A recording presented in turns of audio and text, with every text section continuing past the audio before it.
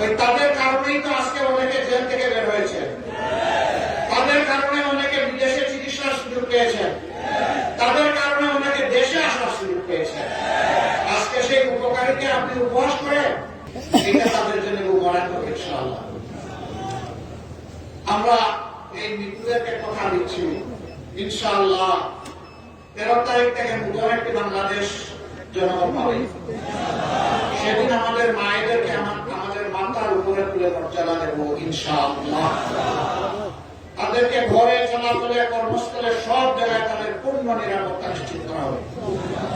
শিক্ষায় আমরা বলেছি মাস্টার্স পর্যন্ত তাদের সমস্ত শিক্ষা খরচ বহন করবে সরকার।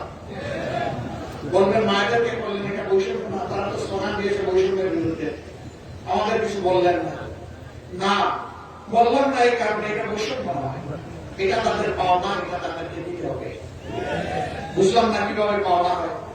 আচ্ছা, এই যে এত বড় সমাবেশ, এখানে লাখো পুরুষ এসেছেন, আপনার জীবনে কাউকে কোন পুরুষকে তার পেটে বাচ্চা ধারণ করতে দেখেছেন?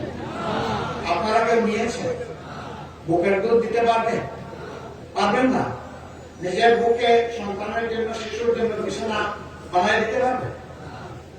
এই নিয়ামত আল্লাহ তাআলা মাদেরকে দিয়েছেন।